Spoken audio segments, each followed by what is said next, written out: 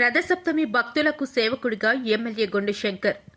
శ్రీకాకుళం నగరపాలక సంస్థ పరిధిలో గల అరసవల్లి శ్రీ సూర్యనారాయణ స్వామి దేవాలయంలో నేడు జరిగిన రథసప్తమి మహోత్సవంలో ఎమ్మెల్యే గొండు శంకర్ పాల్గొని భక్తులకు ఎలాంటి ఇబ్బందులు రాకుండా సేవకుడిగా పనిచేసి ప్రజల మధ్యలో నిలిచారు.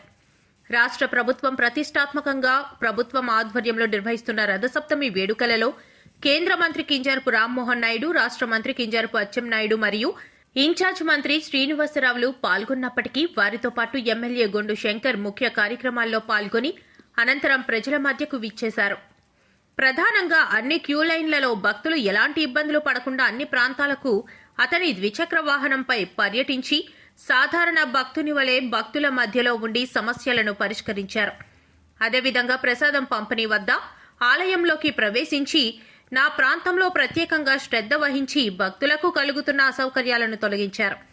అదేవిధంగా జిల్లా కలెక్టర్ స్వప్నిల్ దినకర్ పున్కర్ కూడా భక్తుల మధ్యలో నిల్చుని భక్తులకు ఎలాంటి ఇబ్బంది, భయమూ లేకుండా ధైర్యం చెబుతూ భక్తుల మధ్యలో గడిపారు.